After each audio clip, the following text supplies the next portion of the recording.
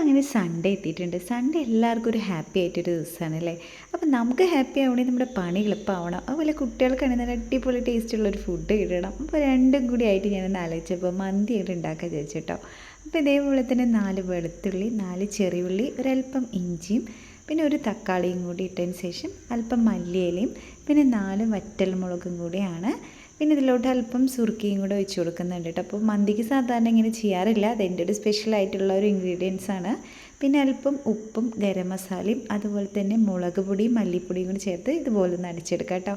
പിന്നെ നമ്മൾ ചിക്കനൊക്കെ നന്നായി കുത്തി നോവിച്ചതിന് ശേഷം ഒരു വലിയുള്ളി, ഒരു ക്യാപ്സിക്കം, പിന്നെ അതേപോലെ തന്നെ മഞ്ഞൾപ്പൊടി, മന്തി മസാലയാണ് അതും കൂടി ഇട്ടുകൊടുത്തതിന് ശേഷം 2 നാരങ്ങയും അതേപോലെ നമ്മൾ അരച്ച് വെച്ചിരിക്കുന്ന മസാലക്കൂട്ടും ടൊമാറ്റോ സോസും കൂടി ഇട്ടിട്ട് നന്നായിട്ട് തിരുമ്പി കൊടുക്കുക കേട്ടോ.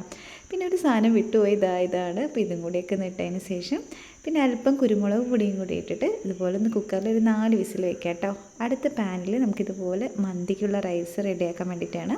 പിന്നെ ഇതുപോലെ കുറേ മസാലകളെല്ലാം ഇട്ടതിന് ശേഷം നമുക്ക് കുറച്ച് മന്തി മസാലയും കൂടി ഇട്ടിട്ടുണ്ട് കേട്ടോ. അപ്പോൾ അങ്ങനെ അരിയും കൂടി ഇട്ടിട്ട് നമുക്കിതുപോലെ സെറ്റാക്കാം.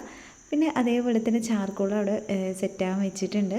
പിന്നെ അവിടെ കുക്കറിൽ വിസിലൊക്കെ വന്ന് റെഡി വന്നിട്ടുണ്ട്. അതിനൊന്ന് ഷാലോ ഫ്രൈ ചെയ്യാൻ വേണ്ടി മാറ്റി വെച്ചിട്ടുണ്ട്.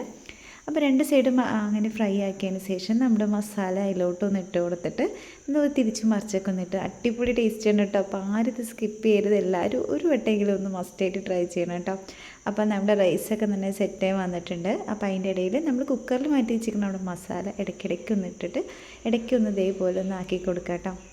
അപ്പം നല്ല സ്പൈസി ആയിട്ട് എല്ലാവർക്കും ആഗ്രഹിക്കുന്നവരാണ് ഇതുപോലെ എന്തായാലും ട്രൈ ചെയ്ത് നോക്കണം.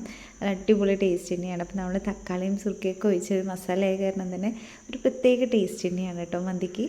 പിന്നെ ഇതേ നമ്മുടെ ഗ്രേവി സെറ്റായി വന്നിട്ടുണ്ട്, അതും കൂടി ഒന്ന് ഇട്ട് കൊടുക്കുക. പിന്നെ നമ്മൾ നേരത്തെ റെഡിയാക്കി വെച്ചിരിക്കുന്ന നമ്മുടെ ചാർക്കോളില്ലേ, അതും കൂടി ഒരു ചെറിയൊരു പാത്രത്തിൽ ഇതുപോലെ വെച്ച് കൊടുക്കുക കേട്ടോ. അപ്പോൾ നമ്മൾ അതിൽ ഒലീവ് ഓയിൽ വെച്ച് കൊടുക്കുകയെന്ന് വെച്ചാൽ കുറച്ചുകൂടെ ഒരു മണവും ഫ്ലേവറും ഒന്ന് വേറെ തന്നെയാണ് കേട്ടോ. അപ്പോൾ അതേപോലെ ഒന്ന് ചെയ്ത് നോക്കുക.